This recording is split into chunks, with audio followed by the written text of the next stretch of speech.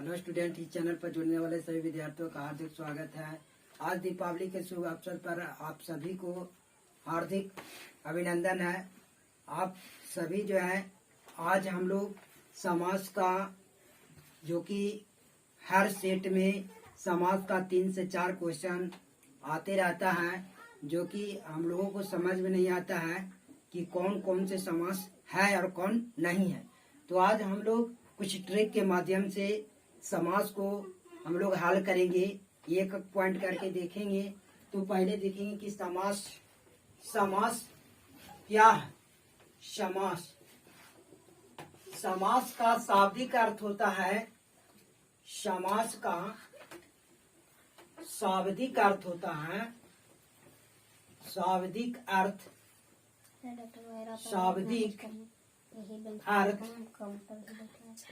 संक्षेपण।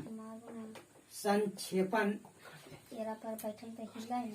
अर्थ संक्षेपण होता है। यानी हम समास का शाब्दिक अर्थ क्या होता है? संक्षेपण। ये शॉर्ट में लिखना ही क्या कहलाता है? समास कहलाता है। तो अगर पूछे जाए कि समास क्या है, तो समास को हम संक्षेपण कहते हैं। समास अगर कहे कि समास यानी शब्दों के मेल को समास कहते हैं। शब्दों के मेल को समास कहते हैं। शब्दों के मेल को समास कहते हैं। और यही आपको अगर पूछ दे कि वर्णों के मेल को क्या कहते हैं, तो वर्णों के मेल को संधि कहते हैं। वर्णों के मेल को संधि कहते हैं और समास के मेल को, शब्दों के मेल को समास कहते हैं, वर्णों के मेल को संधि कहते हैं।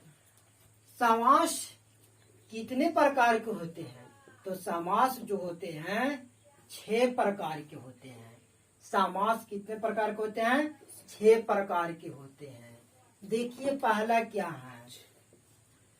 पहला आपका आता है ना, फर्स्ट में, यानी फर्स्ट में जो आपका है द्वंद्व समास,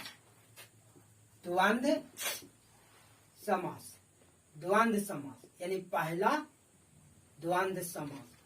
चलिए द्वंद्व समास को हम पहले व्याख्या कर लेते हैं कि किस प्रकार से हम पकड़ें कि द्वंद्व समास है ना कैसे पकड़ा जाएगा। तो द्वंद्व समास में 2 पद होता है। समास में 2 पद होते हैं। 2 पद होते हैं। समास में 2 पद होते हैं। समास में 2 पद होते हैं। पहला पद को पूर्व पद कहते हैं। पहला पद को पूर्व पद कहते हैं। और जो दूसरा पद होता है, यानी दूसरा पद को समास में दूसरा पद को उत्तर पद कहते हैं। दूसरे पद को उत्तर पद कहते हैं। पहले पद को पूर्व पद कहते हैं। समास में 2 पद होते हैं। लेकिन द्वंद्व समास हम कैसे पहचानेंगे कि यह द्वंद्व समास है? तो देखिए द्वंद्व समास के बीच में इस समास के पहचान लिख लेंगे। पहचान कैसे पहचानेंगे? तो समास के बीच में योजक चिन्ह होता है। द्वंद्व समास के बीच में, यानी कि द्वंद्व समास के बीच योजक चिन्ह होता है। योजक चिन्ह यानी योजक चिन्ह कैसे लिखा जाता है? माइनस के रूप में। दूसरा पॉइंट ध्यान देंगे, इनके दोनों पद प्रधान होते हैं। दोनों पद क्या होते हैं? दोनों पद प्रधान होते हैं। दोनों पद प्रधान होते हैं। दोनों पद प्रधान होगा। और तीसरा हम कह सकते हैं कि दोनों एक दूसरे के विपरीत होंगे। दोनों एक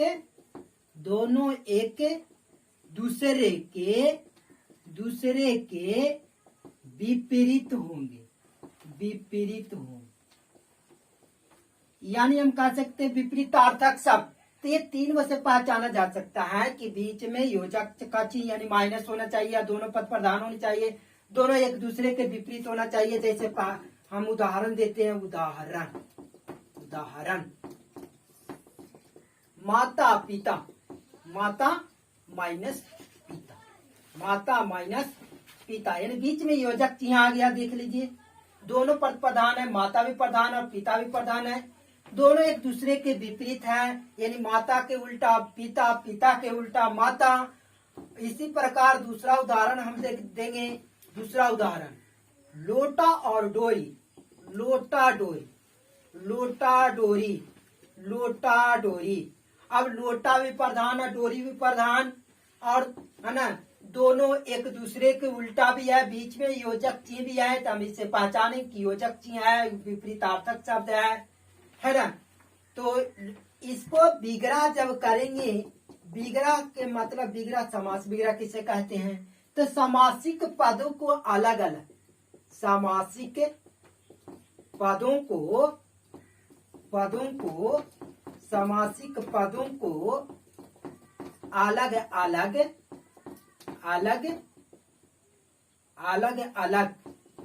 समासिक पदों को यहां से अलग कर देते हैं। समासिक पदों को अलग अलग लिखना,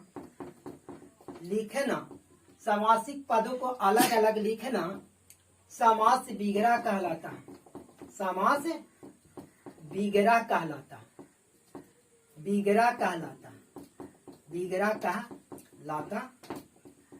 है। तो समासिक पद को अलग अलग करेंगे। जैसे माता पिता, तो हम लिख सकते हैं, इसको मिटा देते हैं। देखिए यहाँ की बढ़िया से झलके देखिए,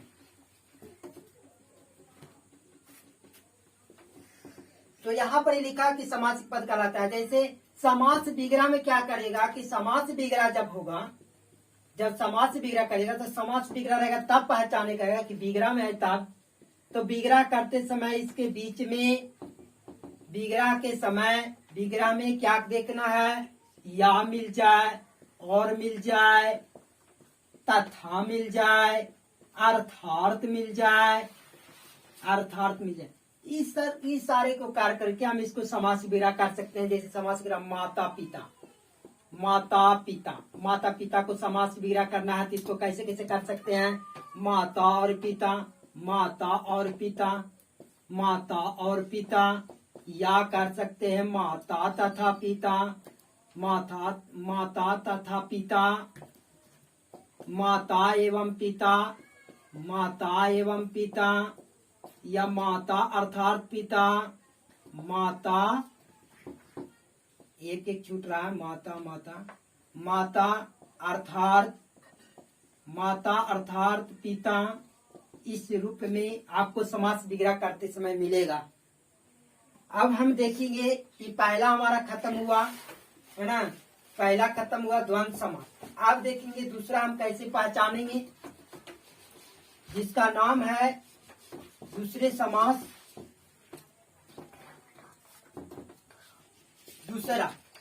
दूसरे में आपको आता है ना द्विगु समास,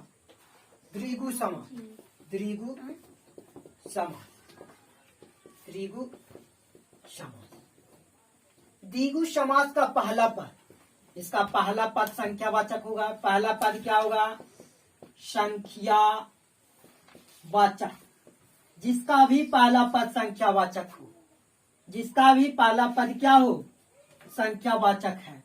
जिसका भी पहला पद संख्यावाचक है तो वो क्या कहलाता है? जिसका भी पहला पद क्या हो? संख्यावाचक हो, तो वो कहा जाता है द्विगु समास। जिसका भी पहला पद संख्यावाचक हो, पहला पद संख्यावाचक जैसे त्रिलोकी या त्रिभुज, चतुर्भुज, चतुर्भुज, चतुर्भुज, त्रिभुज, चतुर्भुज, यानी कि पहला जो देख रहे हैं त्रिभुज यानी 3 का भुज, चतुर्भुज मैंने 4 का भुज।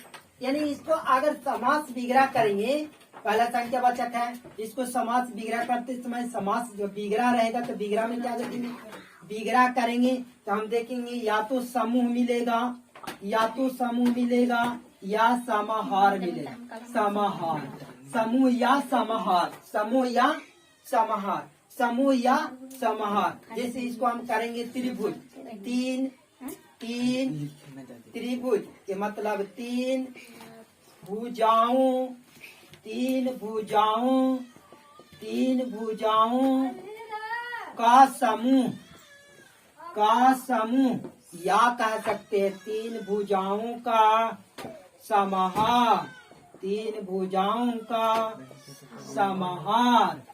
समाहार या तो समाहार शब्द आ जाए या तो समूह, समूह शब्द आ जाए या संख्यावाचक आ जाए तो उसको हम कहेंगे द्विगु समास के उदाहरण होगा। चलिए तीसरा, तीसरा जो हमारा है ना कर्मधारय समास, कर्मधारय समास, कर्मधारय समास। कर्मधारय समास में देखेंगे कि कर्मधारय समास हम कैसे पहचानेंगे। तीसरा तो कर्मधारय समास में हम लोग देखेंगे कर्मधारय समास का पहला पद, पहला पद विशेषण हो, पहला पद विशेषण, पहला पद विशेषण हो और दूसरा पद, दूसरा पद, दूसरा पद, दूसरा पद क्या हो, दूसरा पद, दूसरा पद विशेष हो, विशेष हो, विशेष हो। पहला विशेषण और दूसरा विशेष। कैसे, लाल टोपी, लाल टोपी, लाल टोपी, लाल टोपी। अब इसको हम समास विग्रह करेंगे तो लाल है जो टोपी, लाल है जो टोपी बराबर लाल टोपी। यानी समास विग्रह में हम लोग देखेंगे जब समास विग्रह करेंगे तो है ना बीच में समास विग्रह के बीच में, बीच में क्या देखेंगे, बीच में विग्रह के बीच में है जो शब्द मिलेगा, है जो शब्द मिलेगा या रूपी शब्द मिलेगा या समान शब्द मिलेगा। अगर ये तीनों जहां भी मिल जाए तो वो हम समझेंगे कि वो क्या होगा, कर्मधारय समास होगा। लाल है जो टोपी, है ना। इसी प्रकार दूसरा भी कह सकते हैं, ये दूसरा हमारा हो सकता है कि लाल है जो टोपी एक चरण रूपी, चरण है जिसके, चरण है जिसके समान रूपी, यानी कि चरण रूपी भी हो सकता है। अब हम देखेंगे कर्मधारय के बाद और भी उदाहरण है, और भी उदाहरण हमने दे दिया, देखिए और भी उदाहरण दे देते हैं। चरण कमल, चरण कमल, चरण कमल, चरण कमल, अब दोनों एक में है। अब इसको हम समास विग्रह करेंगे तो क्या देखेंगे, चरण कमल एक में लिखिए चरण कमल। देखें आगे करेंगे तो क्या हो जाएगा, चरण कमल को अलग अलग करेंगे यानी समास विग्रह। कमल रूपी चरण,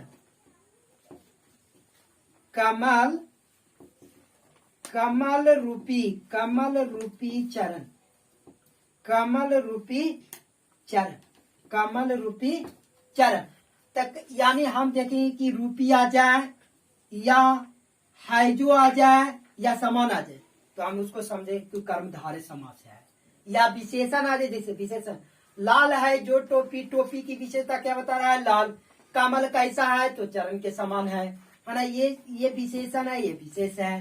तो ये हमारा 3 वो समाप्त हुआ, 3 को हम पहचान सकते हैं। अब हम चलेंगे चौथा, चलिए चौथा, चौथा समास क्या है,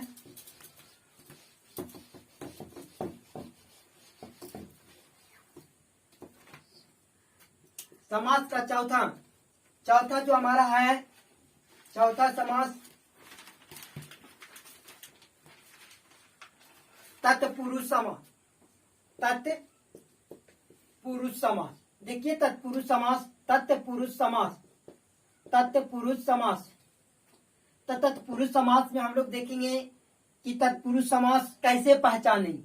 तो जिसका उत्तर पद प्रधान, उत्तर पद प्रधान, उत्तर पद प्रधान, जो जिसका उत्तर पद प्रधान होगा तो वो कहलाएगा तत्पुरुष समास। उत्तर पद प्रधान को हम क्या कहेंगे? तत्पुरुष समास। तत्पुरुष समास 6 प्रकार के होते हैं। तत्पुरुष समास, तत्पुरुष समास कितने प्रकार के होते हैं? 6 प्रकार के होते हैं। 6 प्रकार के होते हैं। तत्पुरुष समास 6 प्रकार के होते हैं। 6 प्रकार के होते हैं। सबको पता होगा 6 प्रकार के कौन कौन है। तो कर्म, कर्म, तत्पुरुष, कारण, कर्म, करण, संप्रदान, संप्रदान, आपादान, आपादान, आपादान, संप्रदान, आपादान, संबंध, संबंध, संबंध, अधिकरण, अधिकरण। ये कितने प्रकार के हुए? 1 2 3 4 5 6 वो यानी 6 प्रकार के हुए। यानी तत्पुरुष समास कितने प्रकार के होते हैं? 6 प्रकार के होते हैं। यानी कारक चिन्ह के आधार पर, यानी कारक चिन्ह के आधार पर ये 6 प्रकार के होते हैं। सब में कारक चिन्ह जो है, जब इसको समास करते हैं तो समास करते समय, समास करते समय, करते समय, करते समय कारक चिन्ह, कारक चिन्ह लुप्त हो जाता है, लुप्त हो जाता है। जितने भी कारक चिन्ह होगा सब लुप्त हो जाएगा, यानी समाप्त हो जाएगा। जैसे कारक चिन्ह क्या है ना? का, समास विग्रह में क्या क्या आएगा? जैसे का, के, की, का के की, ना, ने, या, से, या, के लिए, में, पर, में पर। ये सब आपको समास विग्रह करते समय यूज करना है। और जब समास विग्रह करेंगे तब का लगा करके कर सकते हैं, के लगा के कर सकते हैं, की लगा के कर सकते हैं, ने लगा के कर सकते हैं, से लगा के कर सकते हैं, के लिए लगा के कर सकते हैं, में लगा के कर सकते हैं, पर लगा के कर सकते हैं। इतना समास विग्रह करते समय इसका यूज करते हैं। और जब समास करते हैं तो का खत्म हो जाता है, का लोप हो जाता है, के का लोप हो जाता है, की का लोप हो जाता है, ने का लोप हो जाता है, से का लोप, ये सब लोप हो जाते हैं, समाप्त हो जाते हैं। जिसे हम करके दिखाते हैं उदाहरण नंबर 1। चलिए उदाहरण में चलेंगे, है ना? उदाहरण, उदाहरण, उदाहरण, उदाहरण हम लोग देख लेंगे। पहला उदाहरण अगर हम देखते हैं, जैसे हम लोग कहा जाए राजकन्या, राजकन्या, राजकन्या। यानी इसको हम देखेंगे कि इसका अंतिम पद यानी उत्तर पद प्रधान, यानी कन्या प्रधान है। यानी कन्या किसका है? तो कन्या राजा की कन्या, यानी राजा की बेटी है, राजा की पुत्री है, हम कह सकते हैं। यानी इसको अब जब समास विग्रह करेंगे तो राजा की कन्या होगा, राजा की कन्या होगा। इसमें देखिए राजा की कन्या जब हमने किया तब के का प्रयोग, की का प्रयोग आया, यानी कारक चिन्ह आया। और जब इसको हम समास करेंगे, है ना, जब इसको हम समास करेंगे, जब इसको हम क्या करेंगे, जब इसको हम समास करेंगे तो ये क्या हो जाएगा? के समाप्त हो जाएगा और राजकन्या हो जाएगा, राजकन्या बन जाएगा। के किया हो जाएगा, किया हो जाएगा, समाप्त हो जाएगा। इसी प्रकार दूसरा उदाहरण, उदाहरण नंबर 2 देखिए। उदाहरण नंबर 2 है ना, हम दे सकते हैं वात पित्त, वात पित्त। अब वात पित्त को हम अलग अलग करेंगे, समास विग्रह करेंगे तो हमारा बनेगा, है ना, क्या बनेगा? वात पित्त, है ना, वात से पित्त, वात से पित्त। अब वात से पित्त का अर्थ से क्या हुआ? से देखिए इसमें से आ गया से, और इसको जब समास करेंगे तो से क्या हो जाएगा? लोप हो जाएगा। उदाहरण नंबर 3, उदाहरण नंबर 3 जलमग्न, जलमग्न, जलमग्न, जल मांगने को हम समास विग्रह करेंगे, यानी कि मांगने क्या है? प्रधान है। पित क्या है? प्रधान है। कन्या क्या है? प्रधान है ना। यानी जल मांगने करेंगे, जल से मांगने, है ना। जल में मांगने, जल में क्या होगा? मांगने, जल में मांगने बराबर जल मांगने, जल में मांगने यानी जल मांगने, यानी में क्या आया? देखिए यहाँ से यूज हुआ, यानी का के की रारे री ने से के लिए में पर समास विग्रह करते समय इसका यूज होगा। समास करेंगे तो इसका लोप कर देंगे, हमारा सही पकड़ा जाएगा। यानी पहचानेंगे कि इतने में से कोई आ जाए, काके की रारे री, या तो आ जाए आपका क्या आ जाए, है ना, या तो अंतिम पद प्रधान हो। अब देखिए, अब हम चलेंगे पांचवा। पांचवा क्या है? पांचवा समास, पांचवा में आता है, पांचवा में आता है जिसका नाम है अव्ययी भाव समास। अव्ययी, अव्ययी भाव समास, अव्ययी भाव समास, अव्ययी भाव समास। देख लीजिए अब अव्ययी भाव समास हम कैसे पहचानेंगे, देखते हैं हम पहचानेंगे कि अव्ययी भाव समास है। तो इसकी हम क्या, इसका पहला पद, पहला पद, पहला पद अव्यय, पहला पद क्या हो? अव्यय हो, या उपसर्ग लगाओ, उपसर्ग, या अव्यय हो या उपसर्ग हो, अव्यय हो या उपसर्ग हो, याद रखेंगे, अव्यय हो या उपसर्ग हो, अव्यय हो या उपसर्ग हो, तब उसको क्या कहेंगे? अव्ययी भाव समास कहेंगे। क्या कहेंगे? अव्ययी भाव समास कहेंगे। जैसे देखिए, आमरण, आमरण, आमरण, आमरण। अब आमरण हमने कहा कि आमरण, आमरण, जैसे आ कहा था, आ क्या है? आ अव्यय है। आ क्या है? अव्यय है। अव्यय ना कहकर उपसर्ग भी कह सकते हैं, है ना, अव्यय ना करके उपसर्ग कह सकते हैं। दूसरा, अव्यय के बाद आपका आता प्रतिदिन, प्रतिदिन हो गया, है ना। ये भी देखिए, पहला क्या उपसर्ग है? प्रति है। इसी प्रकार और भी करते जाइए, है ना। रातों रात, रातों रात क्या है? उपसर्ग है। ये रात क्या अव्यय के रूप में है। तो ये आपका आ गया। इसको अलग अलग भी करिएगा तो इस तरह से होगा, मरण पर्यंत, मरण पर्यंत, मरण पर्यंत, है, इस प्रकार से आ सकता है। प्रतिदिन, प्रति, है ना, दिन दिन, इसको दिन दिन कह सकते हैं, दिन दिन। तो इसका अव्यय होगा या क्या होगा? अव्यय होगा या क्या होगा? आना उपसर्ग होगा। तब एक और समास बच गया है। एक अंत में एक और समास देख लेंगे, फिर समाप्त हो जाएगा। फिर अपने आप पहचान सकते हैं कि कौन कौन सा समास है, कौन नहीं है। एक अंत वाला हम लोग देख लेंगे। अंत में क्या है? बहुव्रीहि समास, यानी छठा क्या हो गया? बहुव्रीहि समास, बहुव्रीहि समास। इसको ध्यान से देख लेंगे, इस सबसे ज्यादा इम्पोर्टेंट है और हर बार परीक्षा में इससे एक बार एक एक न क्वेश्चन आता ही रहता है।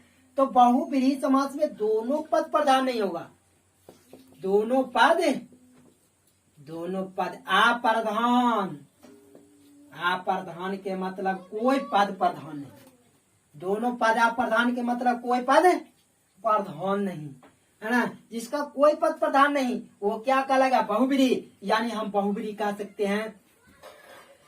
अब दूसरे के रूप में इसका भी कह सकते हैं कि बहुव्रीहि समास क्या है? तो बहुव्रीहि समास दूसरे पदों की प्रधानता दिखाता है, दूसरे पदों की प्रधानता बताता है, दूसरे पदों की प्रधानता, प्रधानता बताता है।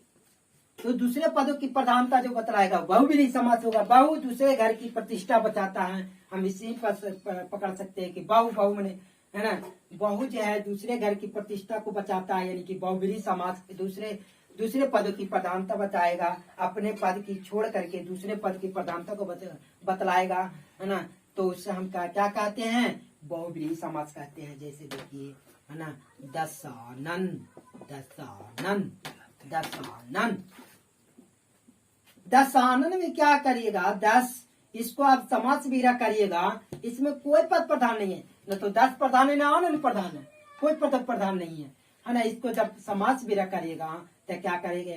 क्या करेंगे? कह सकते हैं कि 10 है दस है आनन जिसके, दस है आनन जिसके, अर्थात हम कह सकते हैं रावण। रावण यानी रावण को 10 आनन है, तो रावण को ही 10 आनन कहा गया। तो अपने पद को छोड़कर दूसरे पदों की प्रधानता बतलाया, इसलिए है ना ये कहलाया दशानन। दूसरे उदाहरण दे देते हैं, एक और उदाहरण दे देते हैं ताकि अच्छे रूप से समझ में आ जाए। दूसरे उदाहरण जैसे हमने कहा है ना चक्रपाणी या पीताम्बर। चलिए पीताम्बर में चलेंगे। पीताम्बर, चक्रपाणी, चक्रपाणी है ना। पहले पहला को कर लेते हैं, पहला को करेंगे पीताम्बर।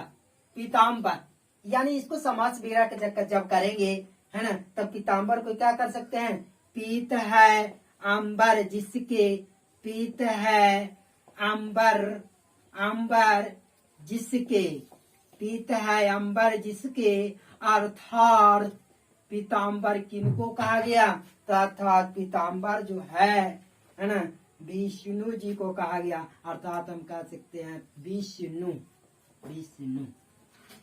तो हमने समझ लिया कि समास कितने प्रकार के होते हैं, 6 प्रकार के होते हैं। फिर से दोहरा देते हैं, समास 6 प्रकार के होते हैं।